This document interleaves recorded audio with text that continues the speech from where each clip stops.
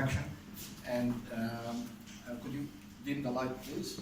And I would like to thank all the present here for coming to listen to me. I hope you enjoy it.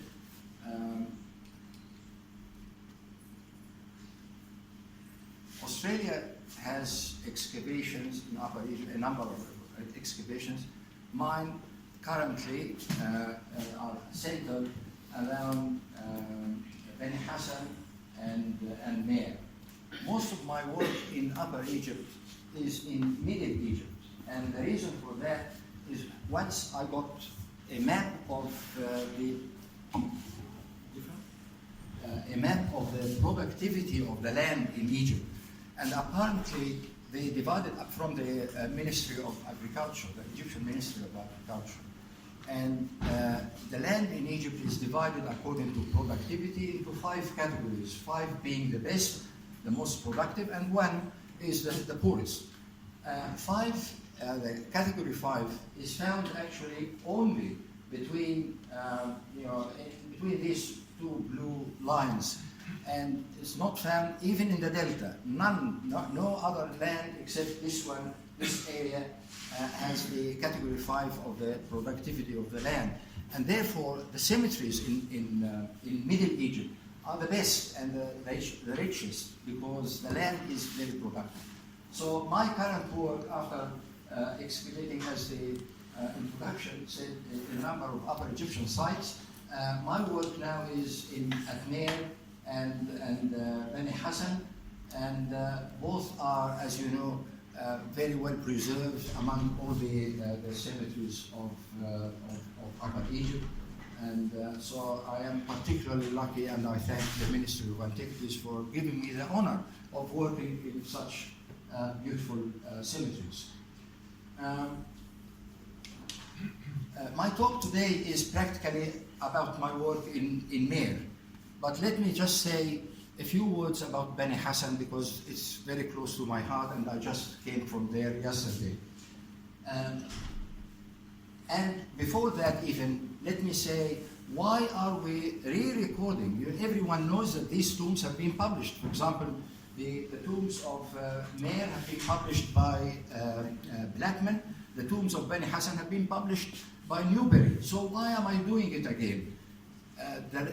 Let me say that I am really appreciative of their work because they preserved something that now probably has gone, but more detailed records are also in order. The scene is here from Beni Hassan. The fertile line is the land here is excellent. The stairs are breathtaking, very hard to climb every day, but we do it, and then we enjoy the scenery from upstairs. 2 main tombs are of particular beauty, and these are the tombs of Amenemhat. That is not, of course, Amenemhat the king, it's Amenemhat the governor of the province, and Khnumhotep II, well-known tomb. And let us just look inside just to see what they offer and why am I re-recording the tombs. The tomb of Amenemhat, for example, retained most of its architectural features. And these architectural features really deserve much more studies than previously done. For example, when I went inside this tomb, it was fantastic. It was just astonishing. It's very easy to say that it is a magnificent tomb, but it is much more than that. It is really much more than magnificent. For example, the pillars here are divided into 16-sided pillars. Each side is concave. So you have 16 sides. Each one is concave, except one. The one that is really central to the main aisle, the central aisle. The pillars also are tapering as they go up, so it is wider at the bottom than in the top. How did they do it?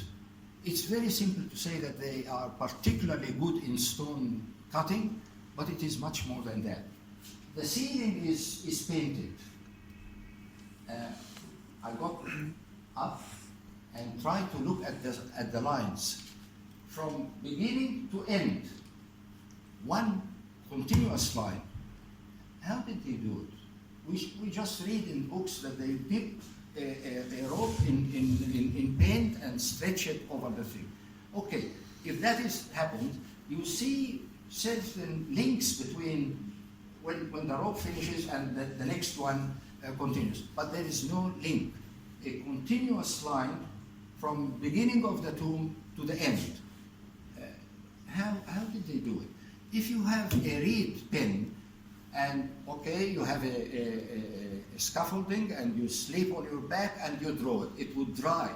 To continue the line from 16 meters, to continue one line, 16 meters, with no link, with no joints, how did they do it? I think I just can, the only thing I can say is I don't know how they did it. So these people are really fantastic, and we should record it much better than the previous records.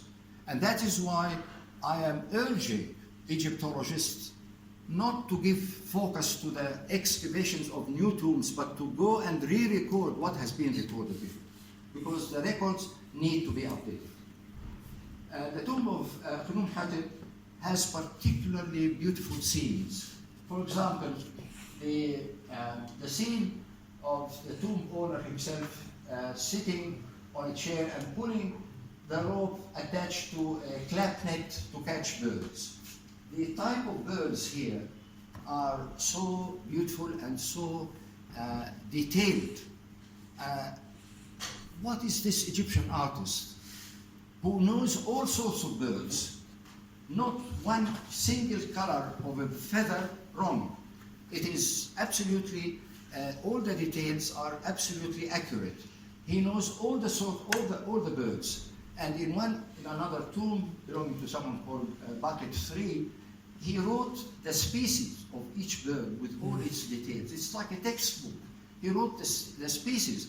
So the ancient Egyptian, knows the birds and named them. Each one has its own name. And this artist, who knows all species of birds, all species of animals, domesticated and desert animals, all types of fish. I mean, I don't know them myself, but obviously he's very knowledgeable. Let us look at, for example, how this was recorded previously. This is the details of the birds, etc. These are the records previously. Lipsius in Meir around 1849, 1859, recorded this scene. And that is the tree that I'm talking about with these birds. In 93, Newberry re-recorded the scene, and obviously from looking at the tree, you'd think that the scene has already deteriorated from this into this. When you look at that, that means a bird is a bird, doesn't matter what type, what species, what details, and that is not true. We re-recorded the scene, and the birds, the details of the birds are particularly important. Suppose that someone is doing a PhD or publishing a book on birds in ancient Egypt, the migration of birds in ancient Egypt. How can he rely on a record like that in order to study the different types of birds in the country? It is certainly not possible. But there are also, in addition to the the lacking of details, etc., there are lots of errors as well. And I'll give you just one example. For example, in this scene, which we call the fighting boatmen. Apparently, the boatmen coming back from fishing or fowling, they start again. We assume that it is a mock fight. So they two groups of boatmen try to push each other into the water. That's the whole idea of the whole thing. That's how they recorded it. And I want you to focus on this man. When you look at it, and that is the record of Lipsius, and that's the record of by Newbery. There is hardly much difference between the two. The head here touched the water, here it didn't. The hand starts, near the chest, here starts near the stomach, but not much detail. The problem is, that's what we have. That's what we have. And if that is the case, I want you to think, if the leg is, that's a recent photograph.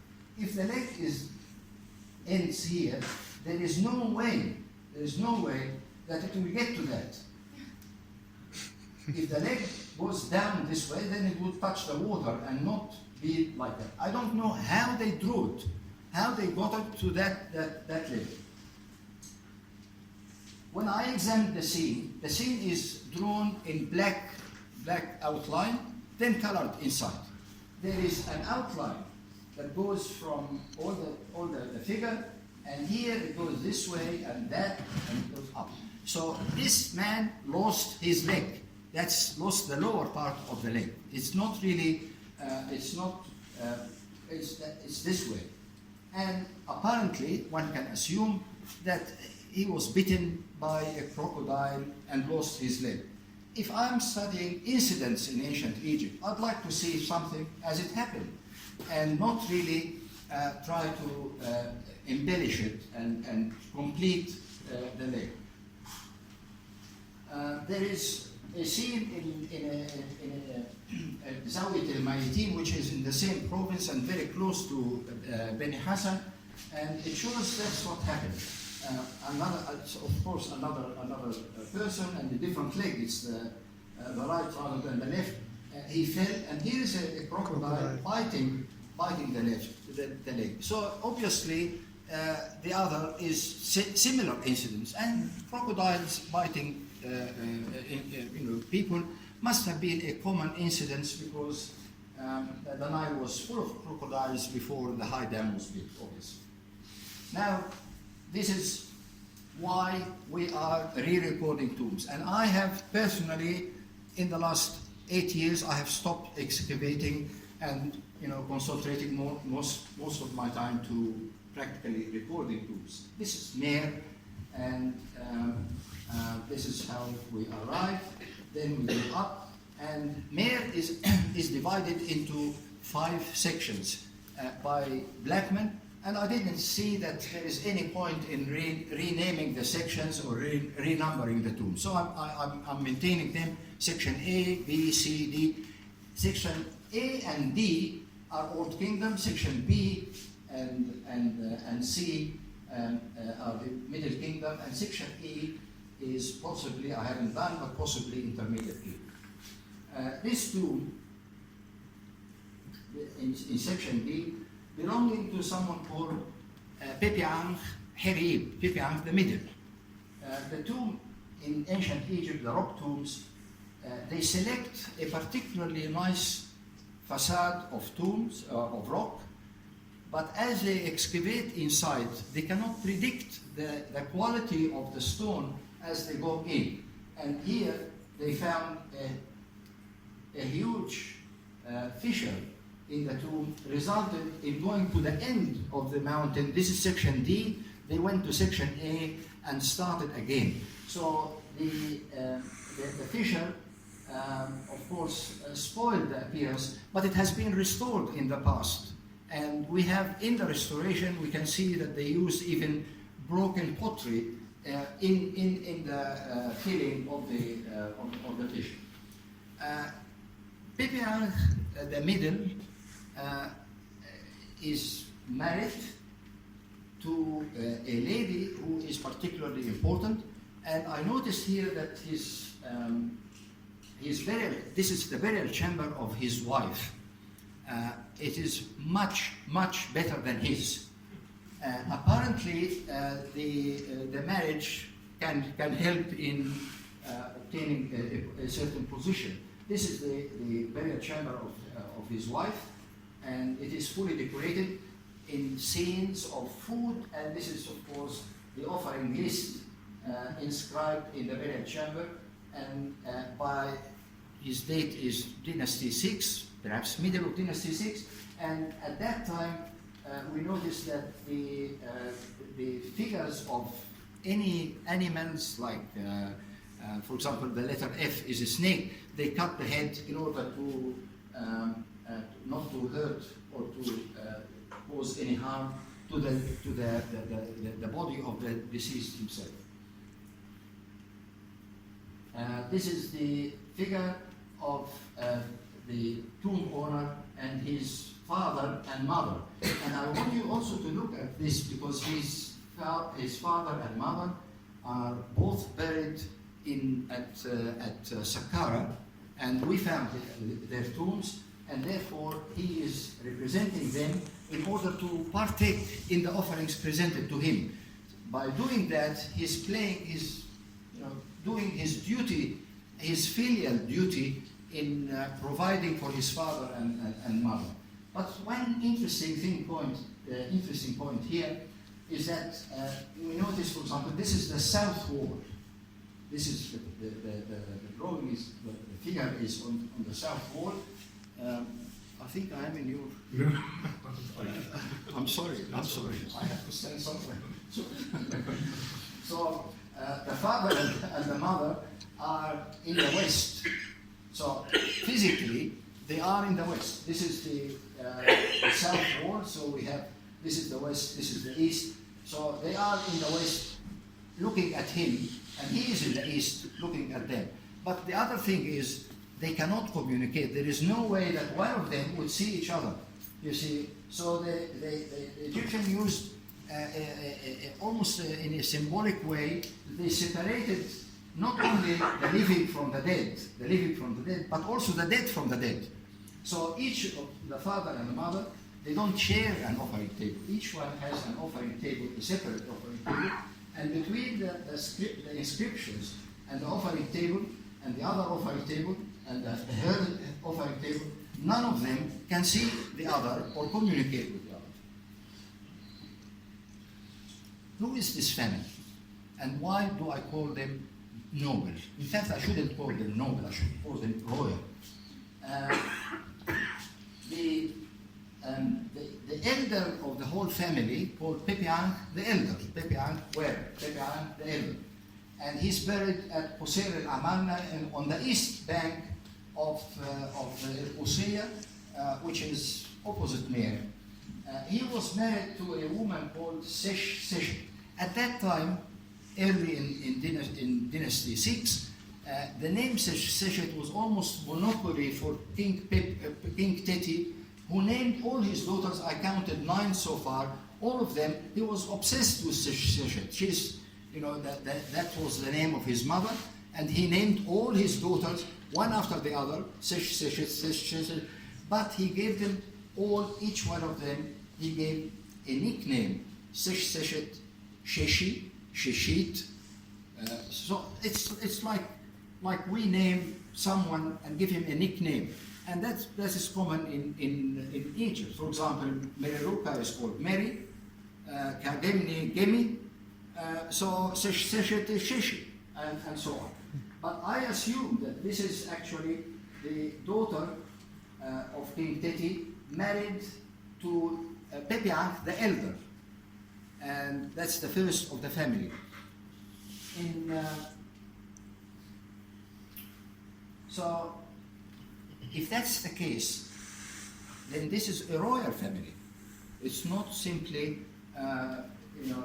noble. It is royal. And a lot has been written about how the ancient Egyptians were even weak, so weak that they accused King Pepi I that he had to marry from Abydos in order to support himself. If the king had to marry a daughter of a noble from Abydos, then he is too weak, and it's not going to help him. If you marry a daughter of Abydos, you antagonize all the other governors of the different provinces. He sent his own family to Abydos in order to govern.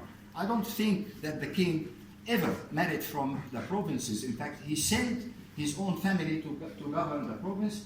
And for example, Pepi Ankh, the elder, married the daughter of the king and was sent to govern El-Qusiya, province number 16. That's my interpretation, but of course, I think I differ drastically, and I can see quite a number of scholars sitting here. They might eat me alive afterwards, but I'm ready for it. So,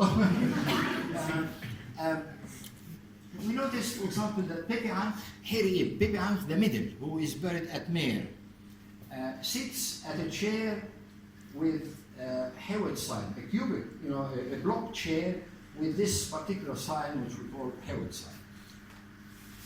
Looking at this chair, you might assume that this is a normal chair. It is not. It is not a normal chair. This chair is used only by the royalty and the princes. For example, here the Queen Khent-Kawes, the well-known 4th Dynasty Queen Khent-Kawes, she sits on a chair with this block chair with the Hewed sign.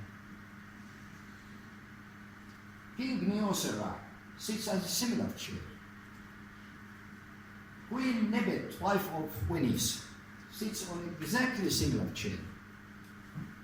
The wives of Pepi II, 2 wives, Nit and Iput, are sitting on exactly the same chair. This chair is not an ordinary chair, it is a royal chair. And all the people who sit on that, I have not found one example of a person sitting on a chair like that, and he is not from the royal family. So I think the governors of Meir are not nobles, they are royal. In the Middle Kingdom, this is section B and C, we start with, of course here they are numbered B1 by Blackman, numbered B1, B2, B3, B4, and that they are all in a small cliff. Starting by B1, his name is Sembi.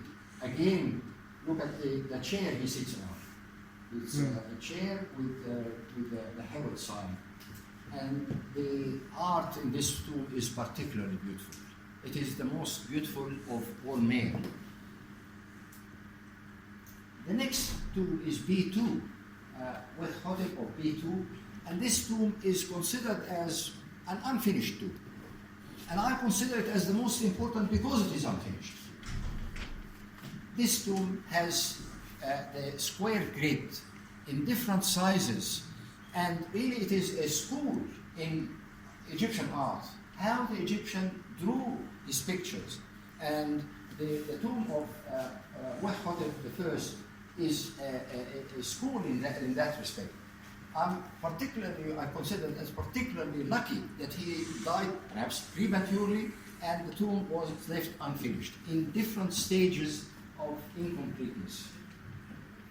You see here, for example, it's in the same tomb. The square grids are drawn. Obviously, this area had also where the figures are. It had the square grid, but because they sculpted, they cut it, they removed the square grid. So we have different stages of the art, and we can really study from there. I think this tomb deserves a thesis in how the Egyptian drew, the method of the Egyptian art, particularly in the Middle Kingdom. The Middle Kingdom, of course, as many of us know, that's when they used the grid in drawing, unlike the Old Kingdom, where they just drew a line, an X line, and put the figure around it. In the Middle Kingdom, they used the square grid, which makes it probably easier to do. Beautiful figures. The singers are blind, and a lot have been said about the interpretation why the singers are blind. One of the interpretations that I read is that they select the blind singers so the tomb owner with his wife, etc., can sit relaxed and they cannot look at his at his wife or family. I think that's not correct, because I think that the Egyptians gave a job to everyone according to his ability. For example, we see dwarfs working in jewelry, manufacturing jewelry, and the interpretation, once I was recording Mereruka, and there is a scene of dwarfs manufacturing jewelry, and someone asked the guide why they use dwarfs. He said because they cannot steal, and if they steal the dwarf, they cannot run. They can catch them because they are short, they cannot run. It's not that. It is because a dwarf perhaps cannot work in the field, cannot tend to animals, etc. But today, actually, yesterday, I was in the tomb of Niqab at Saqqara, and there is someone standing figure in room 1 as you enter the room with a chest deformities, very strong chest deformities, and they gave him the job of tending a dog. He can tend a dog. So it is actually, and that we need to study the human touch in scenes in ancient Egypt. Everyone in the society can do something. A person with chest deformity can look after a dog or a monkey or something like that, and also a blind person can sing or play music. So give him a job and give him he can do something. I put this figure because it mesmerized me. I was copying the scene here, and I saw this man, apparently an African man. Possibly it has been suggested to be from the Beja tribe, which is well known for their ability in herding, in tending animals. And I think that the figure, when you come close to it, is astonishing. You see, the bone structure of the face is beautiful, beautiful. And obviously very successful. And look at that. That's a Beja man, a modern one. And this is almost the representation, his figure is, they look alike, to me anyway. This Wekhhotep I, the owner of this tomb with the Greek, married a lady called Wekhhotep. The thing that I observed for that period in particular, for the Middle Kingdom, is that she appears with him in equal size all the time. Why? In the Old Kingdom, some, particularly early, in the 4th and 5th dynasty, women were represented of the same size, then they gradually declined. Here in the Middle Kingdom, this is dynasty 12, she appears of exactly equal size, and in one instance here, she is represented in front of him rather than behind. And she holds this particular staff, a papyriform or lotus form staff, held only by deities, goddesses. So who is your guess is as good as mine. But the name rings bells, only the name. We have in the neighboring site of El-Bersha. El-Bersha is number 15, province number 15, Meir is number 14. A well-known official also called Wekhhotep. And it is not unlikely that the name could be for men and women. That's typical. For example, at Ben Hassan, Bakit and Khiti, and there are names of men and women. So he is Wekhhotep. Would Wekhhotep of Meir be related to him? And who is the man governing the province of Meir, number 14, going to get married with? He has to get married with an equal. An equal would be the daughter or the sister or something of a similar man. So intermarriage between provinces, provincial governors, must have been common.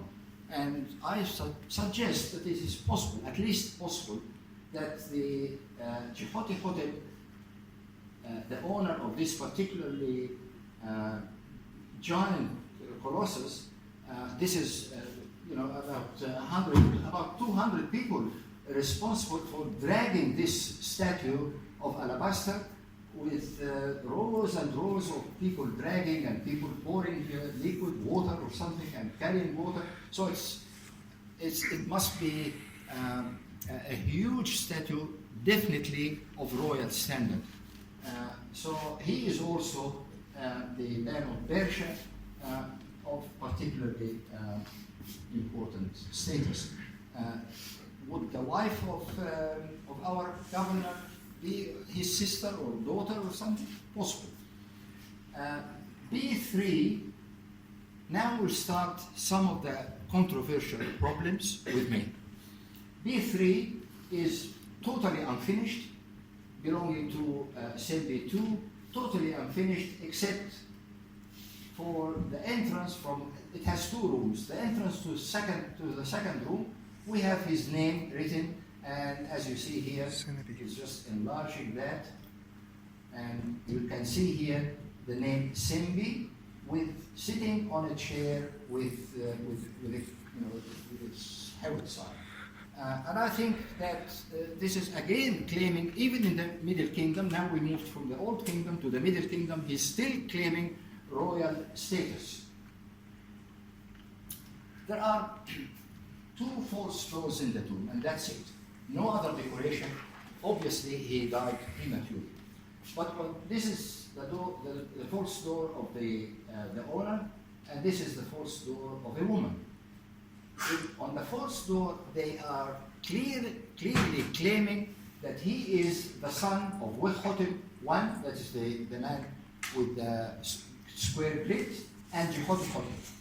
And she is the lady of the house, which is a title ascribes to the wife, and she is also the daughter of Wekhhotep I and Jehoshaphat.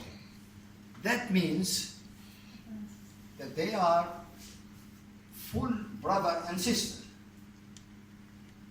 Are they married? She is claiming she's Nebet Per, she is the lady of the house, which is a title. It is disputed. I know that somebody suggested that Nebet Per is not necessarily that of a wife, but I think she is the wife, and she is buried with him in the same tomb, and that means that he married his full sister, not half sister, full sister, the same father and the same mother. If that is the case, then the Egyptian married his full sister. I was working at Meir, and I suggested that, and I had an inspector with me. I'm not going to start mentioning names, and he said, no, it is not his sister. I said, well, he is the son of Wekhhotep and Jehoshaphat, and she is the daughter of Wekhhotep and Jehoshaphat. And he said, no. I said, well, convince me. He said, Egyptians don't do that. I said, you are not appointed as a lawyer for the Egyptians. However, I suggest that maybe the only thing I can say is maybe because they are of royal background. We know that the king married his sister. We know that the god married his sister. We know that Osiris married Isis, and the king married his sister. Why not the Egyptians, the ordinary Egyptians, marry also their sisters? So I don't think that it was marrying the sister was considered as, according to our religions, considered as sinful. It's not. If their god Osiris married Isis, then it is acceptable to him, and the king married. So I suggest that this was the marriage of brother and sister. What happened if you marry your sister? According to medicine, you are one. Fertility becomes much less. You have the chance of 43% not to have children. You have a 50-50 chance of producing children who die before maturity, before puberty. And you have an excellent chance of one of the children coming female and not male. Let us revise that again. The big chance of producing, of not having children, of having children who die before puberty, and also having females and no males. We'll keep that in mind to see what happened later on. The fact that Egyptians, and not only of royalty, marry their sisters would be, just to give you an example of that. We have an official called Wahi at El-Hadasa near Sohag, and his eldest son is called Senib. That's his eldest son, Senib. Unfortunately, the text is missing, but obviously this is Senib, so it is his eldest son.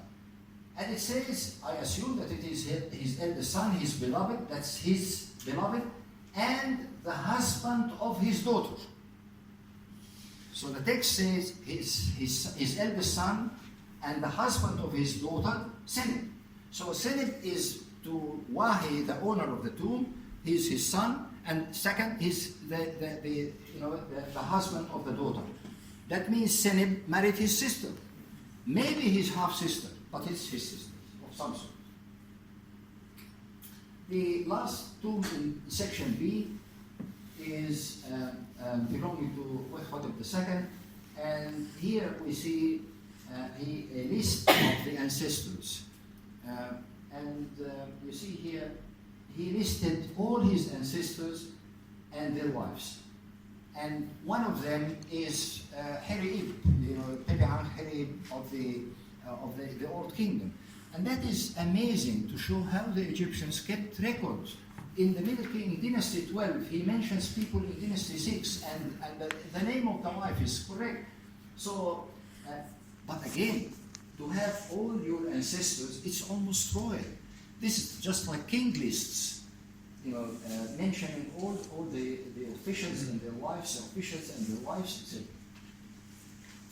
The last tomb I just would like to speak about is tomb C number 1, and this tomb baffled me. I don't know what to explain, and I am surrounded by many scholars, and I welcome your opinion. The tomb is not perfectly well preserved. It is damaged in many ways. But the main characteristic of this tomb is that all are women. He represented women in the tomb in professions usually held by men. So here, for example, the entertainers, yes, that is usual. Entertainers, singers and entertainers, women. That is typical.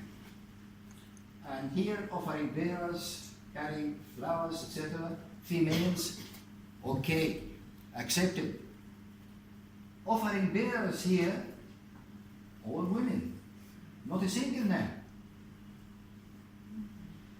That's the rule. All women, not a single man. I tried to find one man in the tomb. No. But all that is still acceptable. Here we have a scene of catching birds. Unfortunately, it's not well preserved, but you can see the end of the rope. They are holding a rope that disappeared, and the end of it is still there. The rope is attached to a clap net catching all the geese. Fowlers, women. Not one. I haven't seen it elsewhere. All the fowlers are females. Fishermen. We even call it fishermen. I don't know, you probably can correct me. Can we say fisherwoman? Probably, because that's what it is. Here, you can see the breast and the color. They are definitely women. So catching fish, catching birds, all women. Why? And one of the most difficult things in ancient studies of ancient history is the question why. Because this is a fact.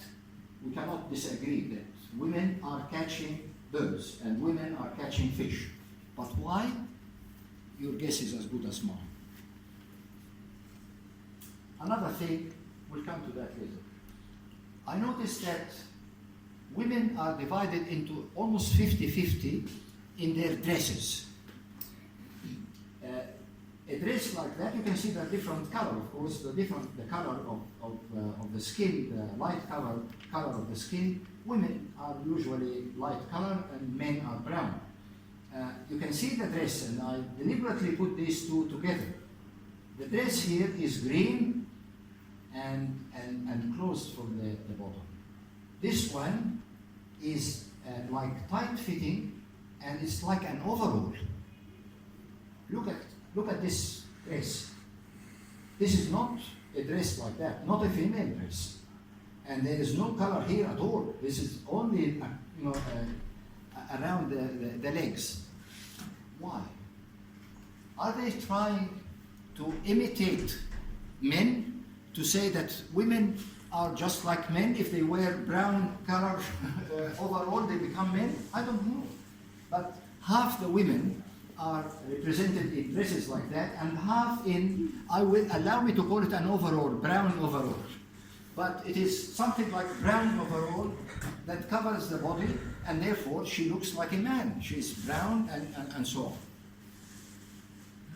on. That would be open to discussion, and I welcome your ideas because I don't know really the interpretation. I said maybe he's trying to show, or they are trying to show that women can do anything. You see.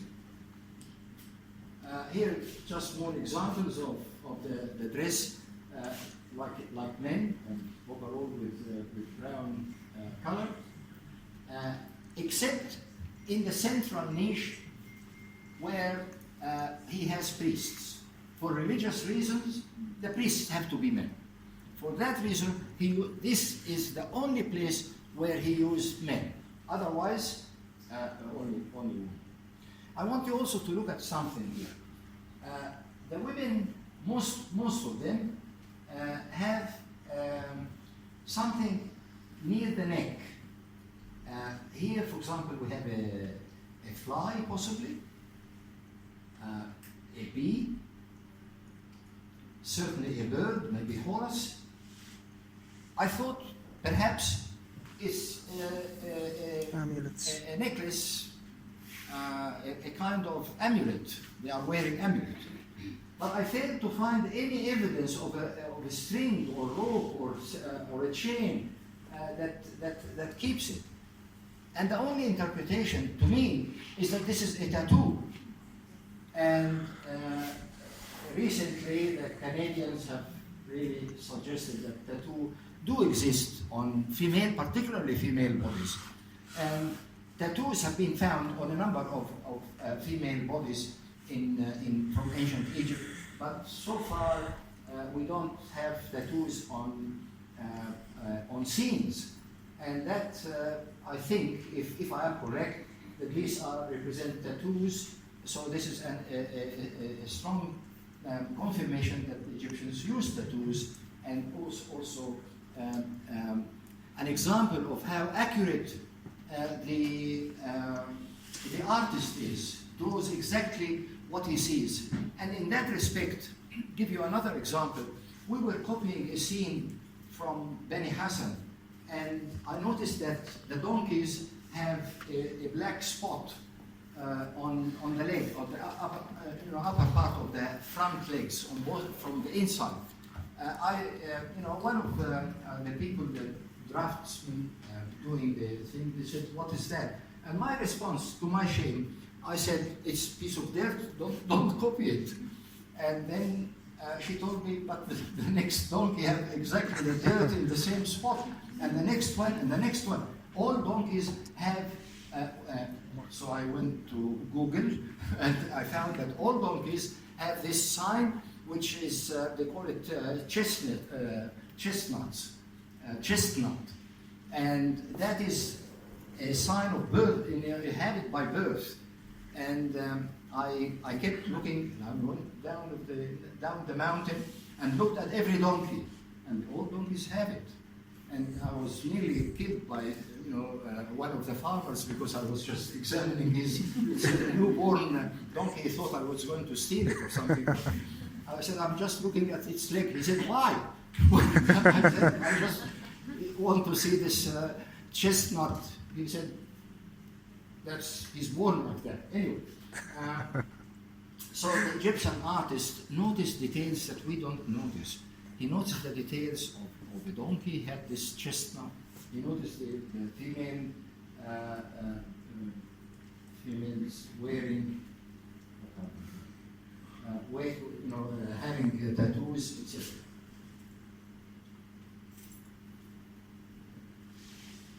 This man, Wekhhotep III, did not have children. So he married, and married again, and again, and again, and again, 16 wives. 16 wives. Ultimately, he had one. Guess what? Of course, a daughter. So after 16 marriages, he had a daughter. Whisper here, one may suspect that it's not his. Maybe. Anyway, he had 16 wives and one daughter. He was obsessed with the daughter. He represented his daughter everywhere with him. You see, this is his daughter, and everywhere. The daughter appears with his tomb owner. Wherever he goes, this daughter. And let us go back to the idea of representing women in all professions. Could it be that he wants to say that this daughter can follow me as a governor of the province? Women can do anything. Maybe. But this is a crazy idea that one can be criticized for. Wekhhotep appears in many respects like a king. He represents himself wearing a kilt full of signs like sun and ankh and jed, pillar like a king. He appears also holding the sign of ankh. Everywhere. He probably claimed royalty too much, maybe not to the taste of the king, and maybe that is the reason why he was eliminated. He is the last at Meir, the last one to be buried at Meir. We can say two things. One is that he exaggerated. He went too far in claiming royal status, and the king put an end to it. And maybe because he had a daughter, and he wanted to convince everyone that the daughter can do anything, it didn't work. In any case, he was the last at Meir. And that is the niche where he is really appearing with the gods, bringing offerings to him, always with one of the wives. Always 16 of them, everywhere. The daughter also appears with him wherever he is. Wherever he is, his daughter is with him. So I will throw on you the question. What happened to this Wekhhotep III? He is the last, it's a fact, he is the last to govern Akhmim. We know one after that, only a coffin. But as a tomb, no more tombs at Meir, and he's the last. Is he trying to? I'm still thinking about it, and I'm throwing the question back to you. Is he really eliminated because he exaggerated the status, his royal status? We notice that is around the reign of Wekhhotep III, and that actually happened in all other provinces. At that time, all provincial administration came to an end suddenly. Did they all exaggerate it so the king put his foot down and said enough is enough? And perhaps you are saying the same. So thank you for your attention. Thanks.